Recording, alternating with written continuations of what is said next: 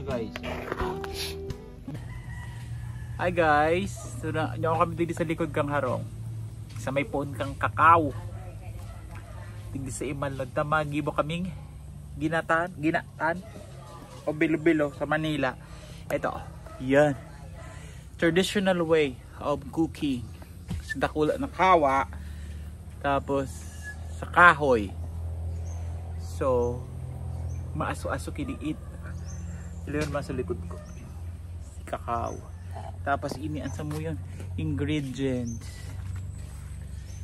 yan, na bilo-bilo,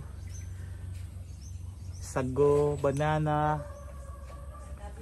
kamiging, ube, and kamote. Yan. So mix muna tayo. Yan.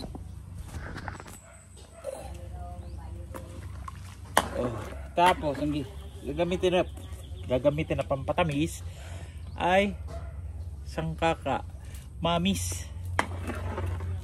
Nakakamis magluto sa luwas.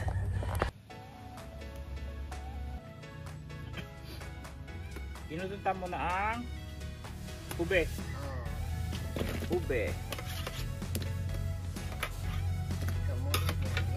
Sunod na kamote. Hindi na, sarabay. Sabi ni coach, pwede na da. May coach ako. Kamote. Rico. May na ito. O dyan mo, batag. Ayan, madalian mo. Sarabayan mo. Nagagrekibad na. Tapos kamiging. Ultimo ang saging. Ultimo da ang saging. Pagkalis kaya mo kaya ang pwede na yan na bilog-bilog. Pero kukulang kita nga.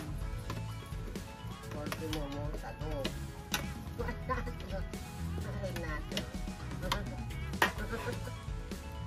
Oh. Ang tagal-tibad.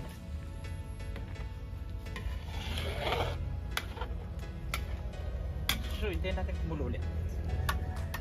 So, habang nag-aalat kita, yung kita digdi sa likod kang harong sa Imalod. Oh, yan. Edit ako doon ng kakao. Gusto yung mga kakao pa digdi. May mga ate, si Lula, sige awan. May nagpupundo. Tapos may lukban pa na ba? Lukban. Ayun o, lukban. Lagyan natin ng condensed and evaporated milk.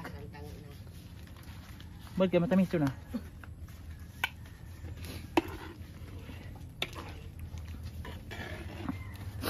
Pang-horror! Hulugon sa mata. Saan naman? Mata. Ano? Ganda ko pa. Namiti daw ante. Kung ano, ubos na ito na ini. Ilalagay na ang pampabangong pandan and banana. Oh, bako. Tapos sago. Pwede na. Yun. Pampadagdag color. Sago of different colors. Oh. Sago yan, tama sago. Yan.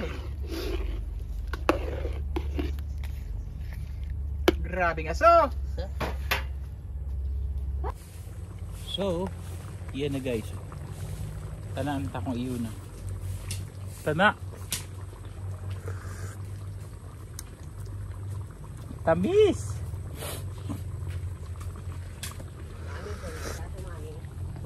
Yun. Busy sa duwang gurang awan. Magluto. Pwede na magmerindal. After perang oras, ay na ang samuyang ano. Bilo-bilo. Nawala na yung sabaw.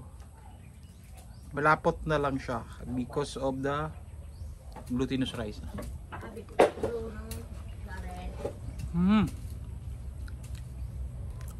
Okay naman. Sarap yung banano. Let's eat.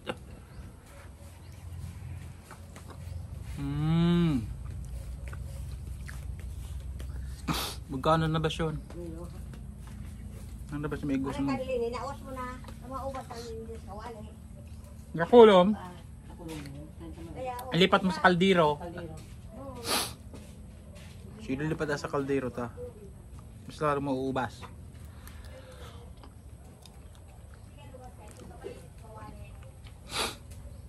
Oh, 10 pesos na, 10 pesos.